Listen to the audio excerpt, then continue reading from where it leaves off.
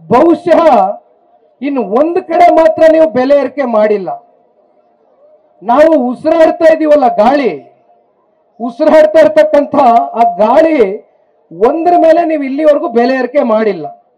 ಅದು ಒಂದನ್ನು ಹೊರತುಪಡಿಸಿ ನಿರಂತರವಾಗಿ ರಾಜ್ಯದ ಪ್ರತಿಯೊಬ್ಬ ಸಮುದಾಯ, ವರ್ಗ, ಧರ್ಮದ ಪ್ರತಿಯೊಬ್ಬ ಜನತೆಯ ಮೂಲ ಇವತ್ತು ನೀವು ಯಾವ ರೀತಿಯಾದಂಥ ಬೆಲೆ ಏರಿಕೆ ಮಾಡಿದಿರಿ ಅಂತಕ್ಕಂಥದ್ದನ್ನ ಇವತ್ತು ಜನಸಾಮಾನ್ಯರು ಪ್ರತಿ ಗಲ್ಲಿ ಗಲ್ಲಿಯಲ್ಲಿ, ಹಳ್ಳಿ ಹಳ್ಳಿಯಲ್ಲಿ, ಇವತ್ತು ಬೀದಿಗಳಲ್ಲಿ ಚರ್ಚೆ ಮಾಡ್ತಾ ಇದ್ದಾರೆ. ಇತ್ತೀಚೆಗೆ ಸದನ ನಡೀತು. ಈ ರಾಜ್ಯದ ಮುಖ್ಯಮಂತ್ರಿಗಳು ಅತ್ಯಂತ ಅನುಭವಿಗಳು 16ನೇ ಬಜೆಟ್ನ ಮಂಡನೆ ಮಾಡಿದ್ರು.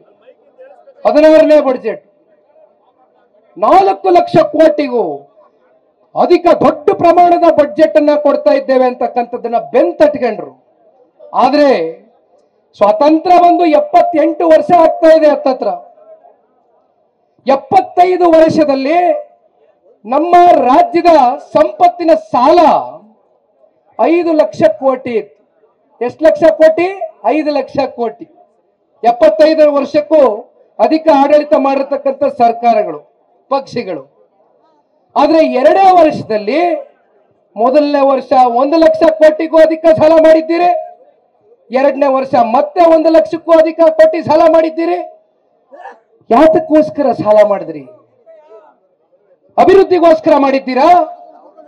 ಇಲ್ಲಿರ್ತಕ್ಕಂಥ ನಮ್ಮ ಶಾಸಕರ ಮಿತ್ರರು ಸಾಕಷ್ಟು ಜನ ಇವತ್ತು ಯುವಕರು ಮೊದಲನೇ ಬಾರಿ ವಿಧಾನಸೌಧಕ್ಕೆ ಪ್ರವಾಸ ಮಾಡಿದ್ದಾರೆ.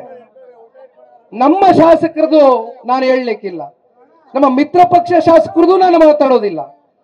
ಆದ್ರೆ ನಿಮ್ಮ ಸ್ವಪಕ್ಷದ ಶಾಸಕರು, ನಿಮ್ಮ ಸಚಿವರುಗಳು ಹೇಳ್ತಾ ಇದ್ದಾರೆ, ಬೀದಿನಲ್ಲಿ ನಿಂತ್ಕೊಂಡು ಆಫ್ ದ ರೆಕಾರ್ಡ್ ಕ್ಯಾಮ್ರಾ ತೆಗೆದು ಅವರಿಗೆ ಪ್ರಶ್ನೆ ಕೇಳಿದ್ರೆ ನಮಗೆ ಜನ ಓಟ್ ಹಾಕಿ ಗೆಲ್ಸಿದ್ದಾರೆ.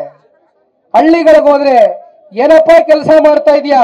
ರಸ್ತೆ ಮಾಡಿಸಿದ್ಯಾ? ಚರಂಡಿ ಮಾಡಿಸಿದ್ಯಾ? ಇಲ್ಲೇನಾದ್ರು ಲೈಟ್ ಹಾಕ್ಸಿದ್ಯಾ? ಶಾಲೆ ಅಭಿವೃದ್ಧಿ ಮಾಡ್ದ? ಆಸ್ಪತ್ರೆ ಅಭಿವೃದ್ಧಿ ಮಾಡ್ದ? ಅಂತಕ್ಕಂಥ ಮೂಲಭೂತ ಸೌಕರ್ಯವೂ ಕೂಡ ಆಗ್ತಾ ಇಲ್ಲ ಅಂತಕ್ಕಂಥದನ್ನ ಶಾಸಕರ ಹತ್ರ ಹೇಳಿದ್ದಾರೆ.